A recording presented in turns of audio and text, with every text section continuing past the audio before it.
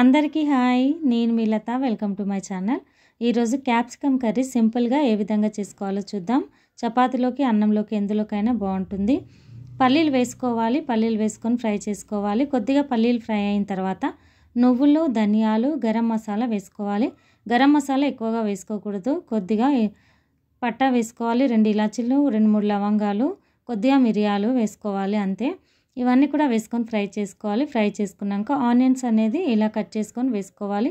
కొద్దిగా ఆయిల్ వేసుకుంటే ఫ్రై అవుతుంది త్వరగా ఆనియన్స్ అనేది. ఇలా వేసుకున్న తర్వాత ఫ్రై చేసుకోవాలి. ఇప్పుడు అన్నీ కూడా ఫ్రై అవ్వనివ్వాలి. కొద్దిగా అల్లం తీసుకొని వేసుకోవాలి. అల్లం కూడా ఫ్రై అవ్వనివ్వాలి.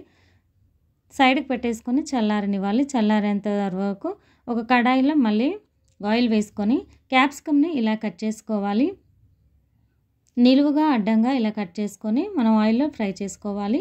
క్యాప్సికమ్ అన్నీ కూడా ఇలాగే కట్ చేసుకొని పూర్తిగా ఇందులో వేసేసుకొని సిమ్లో పెట్టేసి మూత పెట్టేసుకోవాలి. అప్పుడు మనకు ఉడుకుతుంది. అప్పటి లోపల మనము ముందుగా రెడీ చేసుకున్నటువంటి మసాలాను మిక్సీ పట్టేసుకోవాలి. ఇప్పుడు పూర్తిగా ఇందులో వేసేసుకొని మిక్సీ పట్టుకుంటే సరిపోతుంది.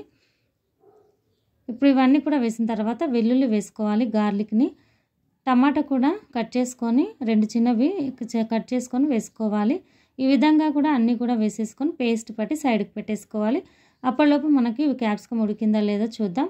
ఒక సైడ్ ఉడకకపోతే మళ్ళీ ఇంకొక సైడ్ ఫ్లిప్ చేసుకుంటూ మనం ఉడికించుకోవాలి. పూర్తిగా అన్నీ కూడా ఫ్రై అవ్వనివ్వాలి. మంచిగా ఫ్రై అయిన తర్వాత తీసి సైడ్కి పెట్టేసి చల్లారనివ్వాలి. ఇప్పుడైతే ఫ్రై అయిపోయాయి. అన్నీ కూడా తీసి సైడ్కి పెట్టేసుకోవాలి. ఇప్పుడు అదే కడాయిలో కొద్దిగా జీలకర్ర, కరివేపాకు వేసుకోవాలి. జీలకర్ర, కరివేపాకు 2 కూడా ఆయిల్లో ఫ్రై చేసుకోవాలి. ఫ్రై అయిన తర్వాత మనం ముందుగా పేస్ట్ పట్టుకున్నటువంటి ఈ మసాలాను పూర్తిగా ఇందులో వేసేసుకోవాలి. ఈ మసాలాను పూర్తిగా ఇందులో వేసుకొని కొద్దిగా కలుపుకున్న తర్వాత కొద్దిగా అయితే వాటర్ వేస్తున్నాను నేను. కొద్దిగా వాటర్ వేసుకొని ఉడకనివ్వాలి. ఈ ఫ్రై కావడానికి టైం పడుతుంది. ఆల్రెడీ మనం ఫ్రై చేసుకున్నాం కాబట్టి ఎక్కువ టైం ఏం పట్టదు. కాకపోతే ఆయిల్ అనేది పైకి వచ్చి మంచిగా ఫ్రై అయ్యేంత వరకు మనం ఉడికించుకోవాలి.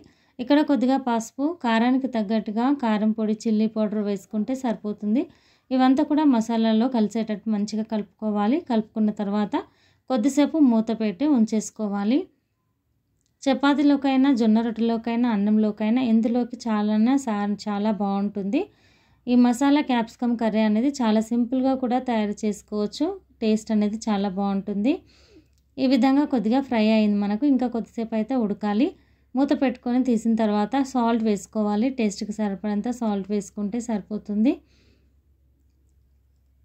కలుపుకొని ఇంకొక కొద్దిగా 5 నిమిషాలు అయితే మూత పెట్టుకోవాలి.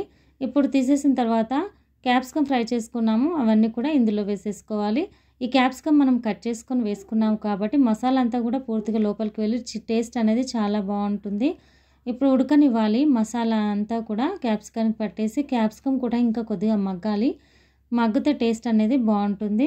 ఇప్పుడు చూడండి మంచిగా అంతా కూడా కర్రీ అయితే మనకి ఇప్పుడు రెడీ అయిపోయింది. కొత్తిమీర వేసి గార్నిష్ చేసుకున్నామంటే సూపర్, చాలా ఈజీ అయినటువంటి క్యాప్సికమ్ కర్రీ అయితే రెడీ అయిపోయింది. ఇంతేనండి, చాలా సింపుల్గా చేసుకోవచ్చు కదా. నా ఛానల్ ఎవరైతే ఫస్ట్ టైం చూస్తున్నారో సబ్స్క్రైబ్ చేయండి, లైక్ చేయండి, షేర్ చేయండి, కామెంట్ చేయండి. నేనైతే ఇక్కడ జొన్న రొట్టెతో సర్వ్ చేసుకుంటున్నాను. జొన్న రొట్టెతో కూడా చాలా టేస్టీగా ఉందని చెప్పాను కదా. జొన్న రొట్టెతో అయితే సర్వ్ చేసుకుంటున్నాను. చాలా టేస్టీగా ఉందండి. Thank you friends. Thank you for watching.